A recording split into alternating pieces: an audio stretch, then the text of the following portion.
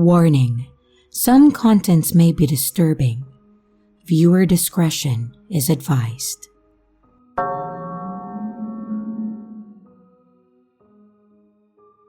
Hi. So I just got back from a trip to New York City. I go there multiple times a year as I have a family and a handful of close friends that live there. I've been meaning to post this since it happened a couple of nights ago, but I wanted to make sure that I had time to sit down and regather all the details correctly. I'm sure we've all heard crazy subway stories at one point or another, but I never thought that I would end up in one this terrifying. So, I was heading back to my hotel from a friend's house at about 3 a.m. the other night. My friend lives deep in Brooklyn, and my hotel was in Manhattan. So if you know the city, you know that that's about a 30 to 45 minute long train ride, give or take. My train finally arrived and I was happy to be headed home. I was exhausted and it was late. So far, my trip had been going unexpectedly well up until this point, so I had faith that I'd be able to get home with no worries, especially since the trains and streets were basically empty at this hour. The train was brand new and had just been cleaned, something that I have never seen before. Hell, it even smelled like a new car and still had fresh mop water on the floor. There was only about 3 other people on my train, all minding their own business, so far, so good. About 2 stops into the train ride, a man that looked like he was in his late 20s stumbled into our train car mid-ride through the connecting doors of the cars. He had a ski mask on, which usually isn't a good sign on a nice 70-degree night in general context, but I'm not one to judge by appearance. Plus, I know that mask is sort of a trend nowadays, so I didn't think too much of it at first. He sort of hobbled in and he was clutching his stomach, almost as if he was concealing something or hiding a wound. His eyes were bloodshot red, and at first I thought it was because he was high or something.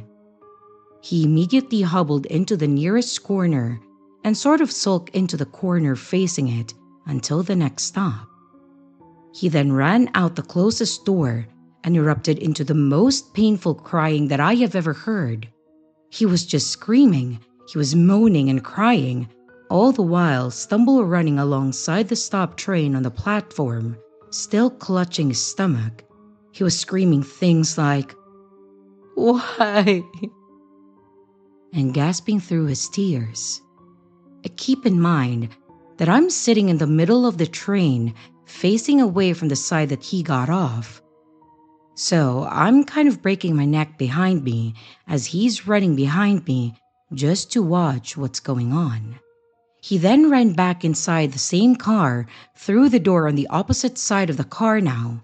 He was on my right before, and now he's on my left. There is no one in between me and him now, since everyone else was closer to the right side. He did the sulking while facing into the corner thing on the other side of the car now. But this time, he kept screaming and crying and yelling things like, "Why?" again, but he was crying so hysterically that it was hard to make out a lot of what he was saying. From the certain words that I gathered though, I'm almost positive that a very close friend of his has just gotten killed or something. It's the only thing that would explain the way he was acting and the things that he was saying. Plus, he was suited up like he had just came back from a street mission gone bad or something. At this point, everyone on the train was frantically flicking their eyes over to him every few seconds. You could tell that they were panicked, but not trying to cause a scene about it or rile him up even more. I was getting a little sussed out myself, but I had seen or heard about worse on the subway, and if someone he knew had really just died, then I honestly felt horrible for this guy before anything else. But then, the entire situation escalated to a point that I had only seen in movies or crime shows until now. The man stayed in this corner, crying, screaming, and muttering things to himself for another 3 minutes or so, all the while still clutching his stomach as if he was concealing something. I had definitely seen a black object in his hands by this point, but I couldn't tell if it was big enough to be a gun or not.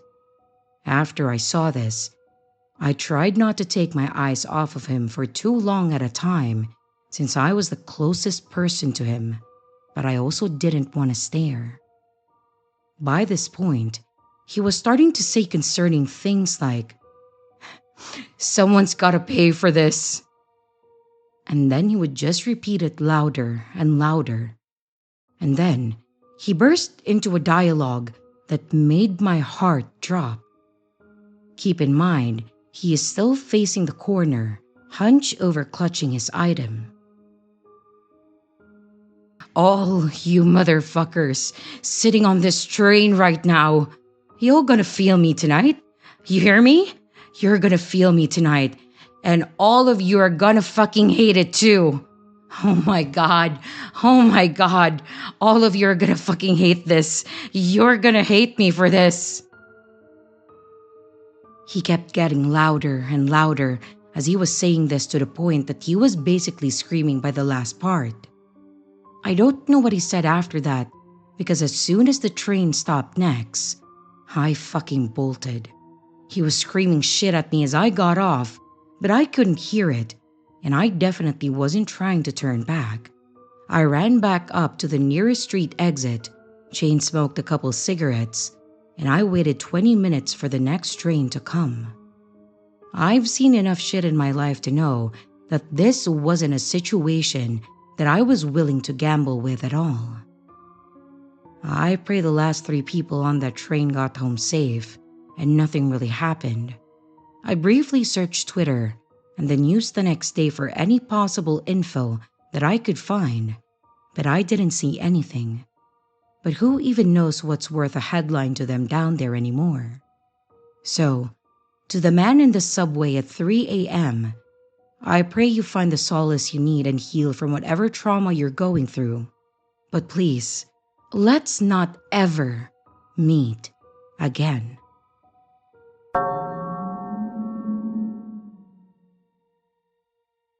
When I finished uni, I moved back home until I found a job, and as soon as I could afford to, I set up a profile on a website, Spare Room. I was contacted by James, who had a room to rent on the outskirts of town that I worked in. It sounded good, but he wanted to talk on the phone before inviting me to view it. So, we had a chat one evening, and it turned out that we had some things in common. We both enjoyed fitness, particularly swimming, and we're movie buffs. And by the end of the call, it had felt like chatting to an old friend, and I was looking forward to meeting him. James didn't specify his age, but I assumed that he was in his 20s like me. And when I went to view the property, he actually came out of the house next door to greet me. When he introduced himself as James, I was pretty shocked. He was at least 50, dressed quite conservatively, and looked like he was wearing a hairpiece. If he'd told me on the phone that he was in his early 20s, I wouldn't have questioned it. But I went ahead with the viewing, but I'd already decided that I didn't want to rent a room from him. I wanted to live with people who were a similar age to me. I was also put off by the house decor, which looked like it hadn't changed since the 80s. When I viewed the bedroom, it looked like it was occupied by a young person. There were several pairs of trainers and game consoles. James said that the previous tenant, Mark, was moving to London for work. Coincidentally, my name is Mark too. James invited me to sit in the living room after the house tour. I didn't want to be rude to him, so I did. He explained that he cared for his elderly mother who lived next door. And then, he started complimenting my style, saying how I looked cool. He then proceeded to put his hand on my leg, which made me feel very uncomfortable. And when he asked if I was interested in the room, I said that I had some other properties to view, but that I would be in touch. I then made my excuses to leave because everything about him screamed red flag and I just wanted to get out of that house. As soon as I was back in my car, I called my mom to let her know how freaked out I was and I absolutely would not be living there. James texted me a few days later to ask if I thought any more about moving in. I lied and I said that I found somewhere closer to town. I did eventually find something with some other young professionals, which turned out to be great. Some months later, our town was shocked by the news that a man's body had been found in the fields on the outskirts. It was later identified as Mark. I didn't think much of that until I saw a murder suspect was his landlord, James, the same James whose house I viewed. I saw him on the news and I got instant chills. He was later convicted of Mark's murder.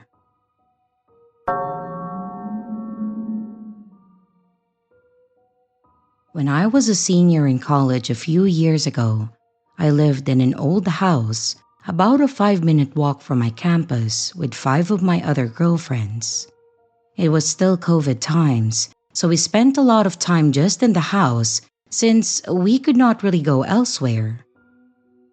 For some background, this house was old and many of the windows didn't lock. Our landlord sucked too, as many college ones do, and they did not do anything to fix this issue.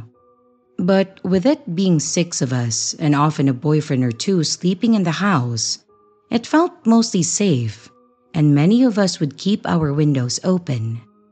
Our college was in a town just outside of the second most dangerous city in the state, but right around the campus, it felt relatively safe. When the weather started getting warmer in early spring, we would sit out on the roof to sunbathe, and this roof faced our street. We would access the roof from my roommate's bedroom window on the 2nd floor since it led straight to the roof. Let's call her Mary. Our street was residential and did not get a ton of traffic, but we did have a couple of encounters of younger guys catcalling us as they drove by. Nothing seemed sinister though, as we were just college kids. One night, late in the semester, Mary went up to her room to call her brother while the rest of us were hanging downstairs. That's when she rushed downstairs and said that she saw a ladder leading up to the roof where we would all sunbathe and right near her window, which was open. Later, we learned she said out loud to her brother what she saw before she came down. When she told us this, my other roommate and her boyfriend ran outside to find a man running away from our house with a freaking ladder, who we assume heard Mary telling her brother that she saw the ladder and knew that he was caught. It was dark, so they could not make out anything about him. I immediately texted our landlord asking if he had someone come by the house to do any work, and he said no. We then called the police who came by. They did some investigating and patrolled our house for a couple nights. But we never found out who the man was, what his intentions were, or if he had been there before. So, to the creep with the ladder, let's not meet.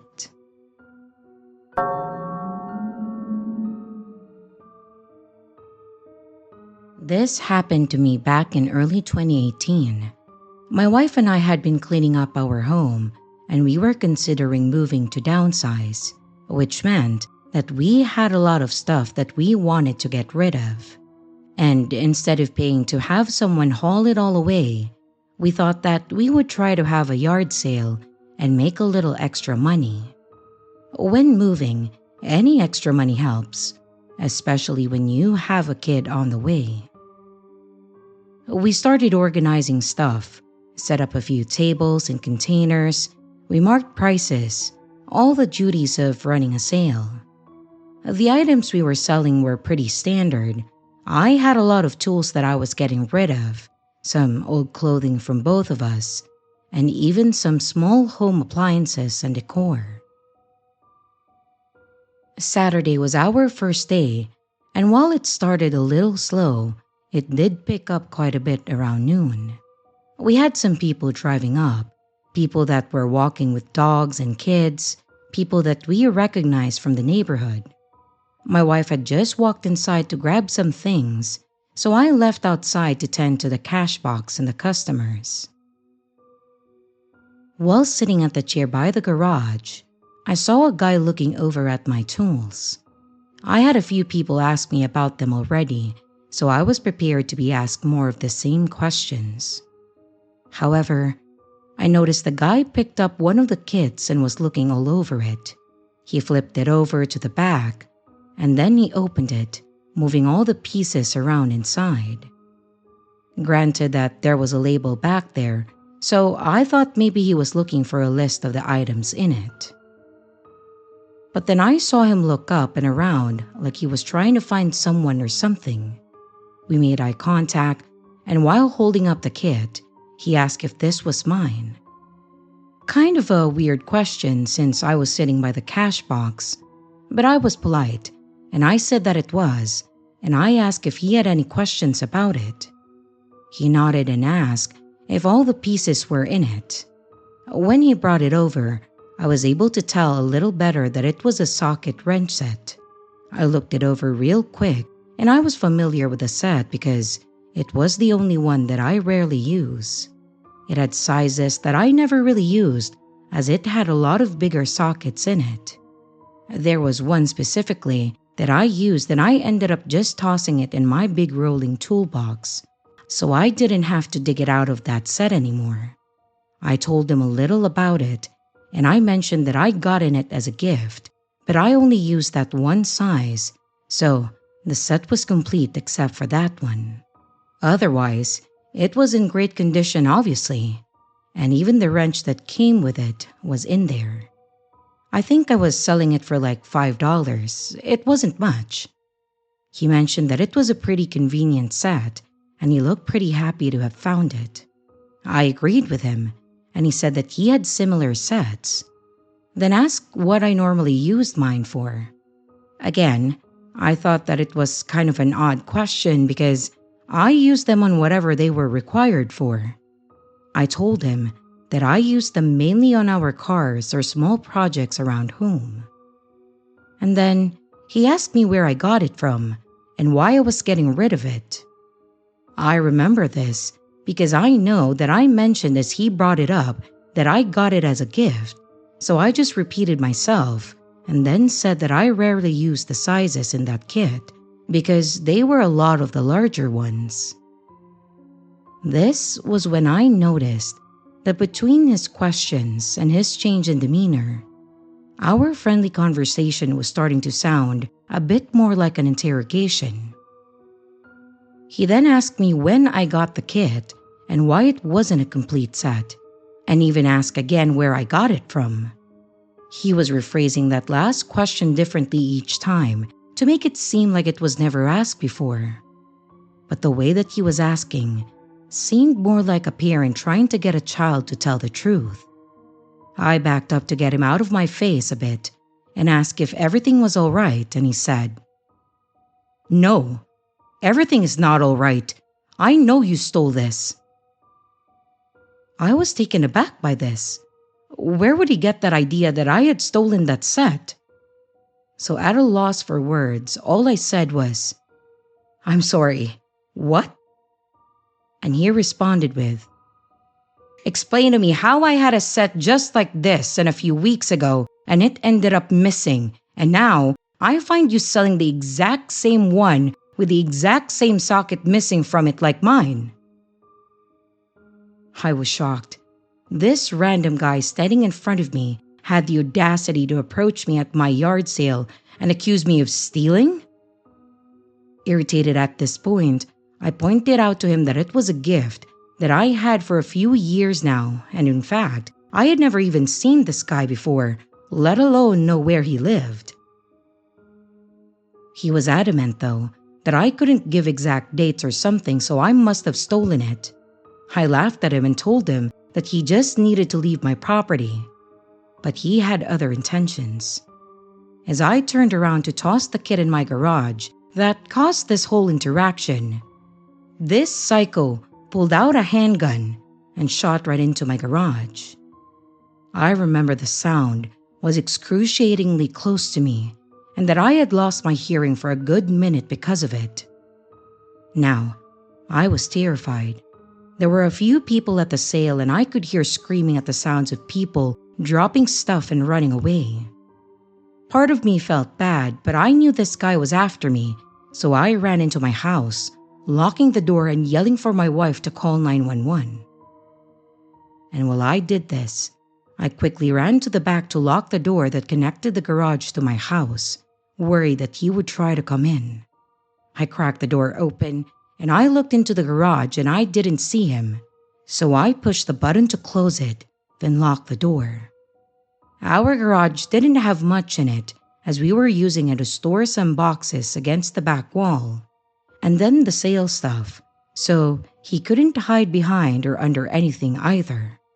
I told my wife to go upstairs in the bedroom and to stay away from the windows. She was pregnant, and I was very worried about her and our child's safety. I kept checking the windows to see where this guy went, but I never saw him. I was beginning to think that this coward really ran off. The police finally arrived and knocked on my door, identifying themselves. And they asked me what was going on and they seemed to have some information already. That's when I finally caught on and asked if they talked to the other guy, and they confirmed. That guy was sitting in my driveway and talked to the cops when they got there, as if he was the one who called the cops. He told them that I had stolen that damn set again and wanted me arrested. However, he left out the gun part, and when they asked about it, the guy completely denied all of it, saying that it never happened. Of course, I explained everything to them and even led them to the garage so that they could find the bullet hole, which they did. He managed to shoot the back wall and the bullet was still lodged in the wall. I was incredibly thankful that it didn't go through, and even more that my wife wasn't in the kitchen at that time, which was on the other side of that wall. She was in the laundry room and ran upstairs when she heard the sound, thinking that it was something that fell. So anyways, they had checked the guy and found the gun on him, so they detained him and had him by their car and had me come out and talk so that they could see the item that started this whole thing. I showed them the set and I explained to them how it was a gift, so I didn't have proof. But I did pull the one out of my toolbox to prove that it was the one from the set because the brand logo was etched into the sockets. They handed me the set back, smirking, and walked away, asking me to wait there. They talked to the guy that was in the back of the car and then came back to me and asked if I wanted to press charges. You could bet your ass that I did. The dude couldn't even prove that he owned the same set, and to top it all off, he lived a few blocks over. He was just driving around and saw the sale signs and stopped by. Why would I rob a house a few blocks over from my place, steal one specific socket set and nothing else? Hell, if he was nicer, I may have even given him that set for free. So he was ordered to pay for the damages, and we also got a restraining order, even though that part wasn't as important. We moved about 8 months later, but I was hesitant on having another yard sale. I guess, from here on out, I'll just donate my stuff.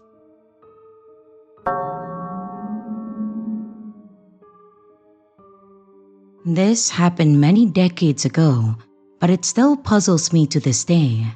Here goes.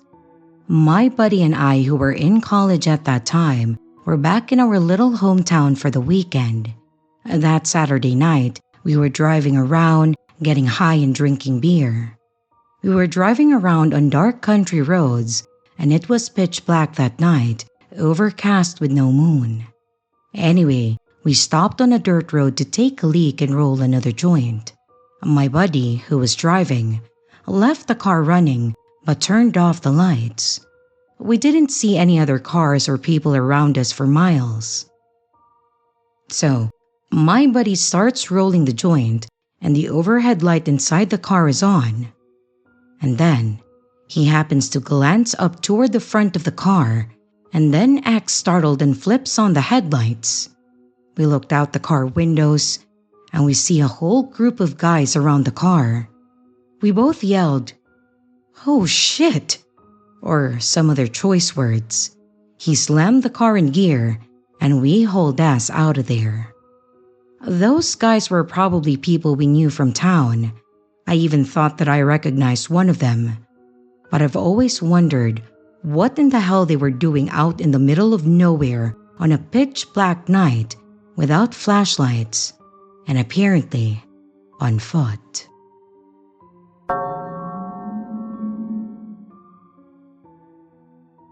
I, a 29-year-old male, was out partying this Friday night with 4 of my female friends, 2 of which I have just met that evening. We were having drinks at a club in Central Europe. The night was going great, we were dancing and talking, and all of us had fun. At around 2 a.m., the girls grabbed a taxi and then went home. I've stayed a bit more in the club to finish my drink. I've danced on the stage for about 20 minutes. Then I have grabbed a taxi and then went home. When I arrived on the street where I live, my drunk ass realized that I have no keys and I couldn't get home as I live alone. So I called another taxi and I went back to the club to look for my keys. First, I went to the bar to ask if anybody has brought any lost keys to them that night. And fortunately, they didn't have my keys, so I started to look for them in the club in every place that I was in that night. I have turned on the flashlight on my phone, and I have been looking for the keys in the mass of people. About 10 minutes go by, and I haven't found anything apart from broken glass and cigarette butts. I went back to the place where I was initially looking for them. This is a place where we have been having our drinks with the girls. I have started to look for my keys on the sitting benches instead of on the ground. I've had my keys in the inside pocket of my jacket, as I always do, and my jacket was placed in the corner of that bench the whole night before I first left. People were sitting on the benches, and they've had their jackets on the benches too. I sat down near the corner where I was sitting before, and beside me was a guy with lines of some drugs on his phone, freely giving them to other people. He had put his jacket in the corner, and I wanted to look at that corner too, to see if my keys haven't been pushed into the corner or something. So I grabbed his jacket, and to my surprise, my keys were right under his jacket in the middle of the bench. I was so happy to find my keys, and since I was drunk, I started pretty much yelling how happy I am to find my keys, as I was getting desperate at that moment. There was a guy on that bench that we have met with the girls before in the club. I will call him L. He was really nice during the whole night, and so I kept talking to L when I found my keys. I even went to the bar and I grabbed another beer just to talk for a bit more with L. I went to the toilet to have a pee, and when I came back, L had found himself an acquaintance to which she was talking, so I just started to finish my beer while I smoked a cigarette and I was getting ready to go home. This is when the guy that had lines of some drugs on his phone has started talking to me. I will call him Pedro, as it was definitely a fake name that he gave me. I've been talking with him in English. Pedro was 19 years old and he was from Colombia. He told me stories about his life in Colombia and how his family struggles. He told me that his father has died recently and he is the oldest son. So, he is in Slovakia trying to make some money for the family. He even showed me photos of him and his family back in Colombia. I sympathized with Pedro and I was feeling sorry for him. After about 20 minutes, El has scored with the girl that he met and he said that they were going home. He asked Pedro if he has any MDMA on him and he sold some to them, so El left with the girl. People around the bench have seen that happening and so they wanted some drugs from Pedro too, so he started to make lines on his phone again. I told Pedro that I'm going home and I wished him the best of luck. I grabbed my jacket and I started walking. This is when Pedro called out to me and stopped me. He said that it's late and he should go back to the hotel too. He scratched the drugs from his phone onto the table, took his belongings, and told the people that they can finish whatever was left for free. Me and Pedro have walked out of the underground club. When we were outside, he asked me if I could walk him to his hotel, which was nearby, which was like a 5-minute walk. He told me in the club that he had no friends and no family in Slovakia. I really sympathized with him, so I told him sure, that I can walk him to the hotel. We were talking the whole walk, and he was saying really nice things to me, like how I get his situation and how good of a person I am. When we arrived at the hotel, the door was closed and he messaged to someone to come and open the door for him. He asked if I wanted to have one last beer with him, to which I said sure, but I will be on my way after we finish the beer. Some girl came and opened the door for us. They have spoken in Spanish as they greeted. The hotel itself didn't really look like a public hotel. There was a reception, and stairs up and on the left was a dining room, and Pedro told him to wait for him in the dining room, and this was already like 5 a.m. I went to the room, and there was a girl sitting with her laptop. I then greeted her and I sat down. Pedro came after maybe 3 to 5 minutes with 2 open cans of some beverage. There was a parrot and a Jack Daniels logo. The can was in gold color, I think. This is the moment that I should get suspicious and not drink from an open can. But my naive and drunk ass overlooked this fact and I drank from the can. I was talking with Pedro about all the drug cartels in Colombia and how is their politics messed up. But after about 10 minutes, I started to feel weird and I looked at my phone. My hands and my eyes were tingling and I was quickly aware of what was happening now. I turned on the location and mobile data on my phone and I put the phone in a different pocket than I did that night. Pedro started to ask me how I'm feeling, to which my adrenaline levels blown up. I started to think that I'm being abducted by some Colombian human trafficking ring. My sight started to weirdly tingle and the lights were blinding me.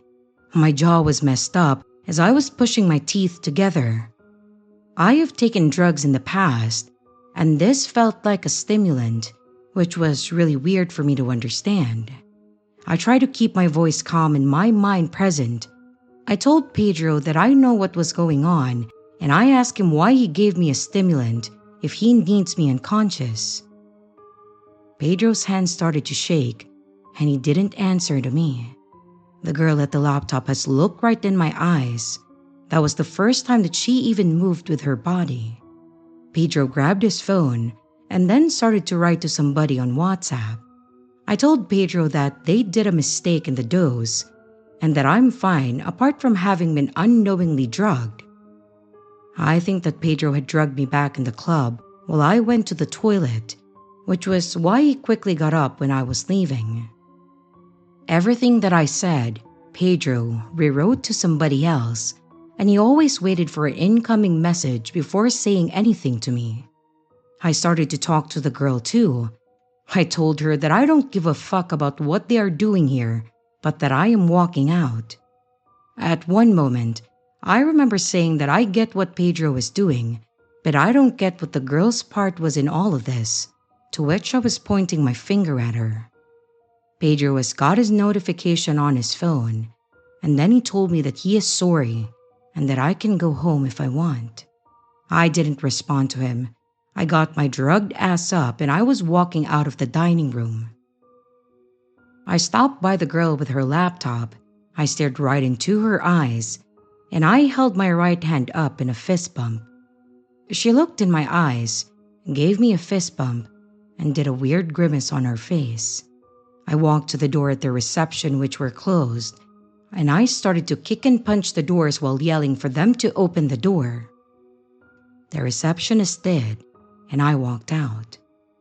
My heart was pumping. My whole body was shaking. I was feeling both dizzy and awake. I ran to a main street, and I was calling my mom to come and get me as fast as possible, but I didn't know where I was. I was feeling dissociated, and I couldn't really comprehend what just happened. As I got to a main street where a bus stop was, I started to feel very paranoid.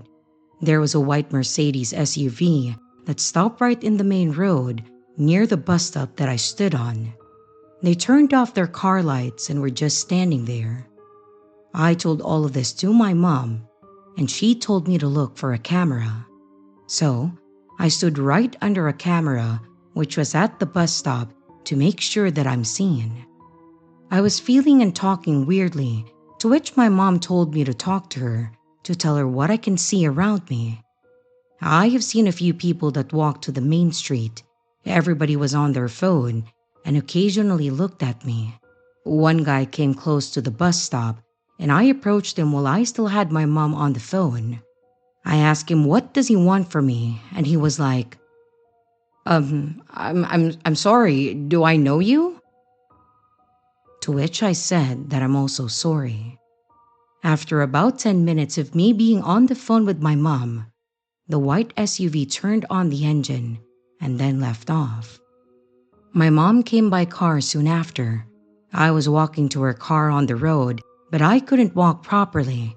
I felt paranoid, tons of adrenaline going through my body, and my heart was pumping so fast that I thought that I was going to have some kind of seizure.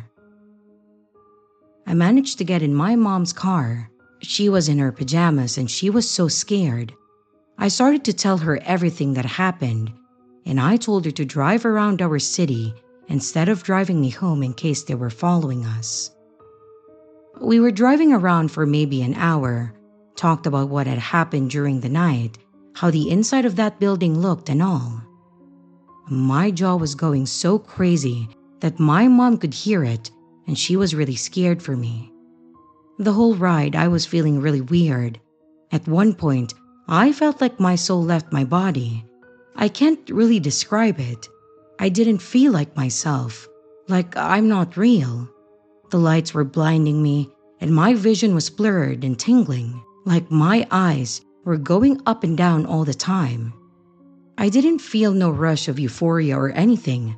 I thought that they gave me some mix of drugs. I arrived at my home at around 7:30 a.m. My mom stayed at home with me comforting me. I tried to sleep, but I couldn't. We were talking about going to the police and also about if I'm in any kind of danger anymore. At around 11, I fell asleep. And during this time, my mom cleaned my apartment and my sister came to visit me. I don't know what I would do without my family. One of my girlfriends that was with me during that night came to visit me. As I talked to her, I thought that I got some kind of episode, like schizophrenic or something. Like, why the hell would I be a target of something like this? I'm a chubby, beardy guy, so why would they want to abduct me? I'm afraid of going to the police, as our police department and politics are corrupt, and they always work with any kind of mafias as long as I remember. They would take my testimony, start to investigate, and then they would be stopped by their officials. I still don't fully believe that what happened to me was an experience with human trafficking ring. However, there were so many red flags in it that I can remember. Like, why would Pedro be scared after I called him out? Why would he stop talking to me unless someone sent him a message on his phone? Why would he even start to message somebody during our conversation? Why the hell would he drug me without me knowing it? But ultimately, why the hell did they let me go? So, Pedro, the two girls from the weird hotel, and possibly the Colombian human trafficking ring, let's not meet ever again. Update. I went to the emergency room with my mom this early morning as I woke up with spasms all over my body. They gave me an IV and set a sample of my blood for toxicology report. They did some tests, and they've sent me home approximately 3 hours ago. The results of the toxicology just came by mail to my mom, and there were traces of different things in my blood. Also, while I was being given the IV, the doctor said to my mom that this is not uncommon, and they've had a lot of patients who had been unknowingly drugged during the last few years.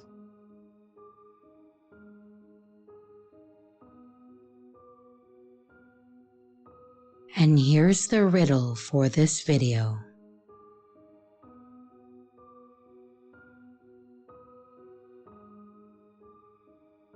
Hello everyone, it's your creepy sister here. Thank you so much for watching the video. I really appreciate it. I would also like to give some extra love to my Patreon members, my channel members, and also my tippers. Thank you so much. If you would like to extend a little bit more support for the channel, don't forget to leave a like and a comment down below. If you would like to become a Patreon member, a channel member, a tipper, or even to buy merch, check out the links in the description below. Again, thank you. And I hope you stay scared, because your fear feeds me.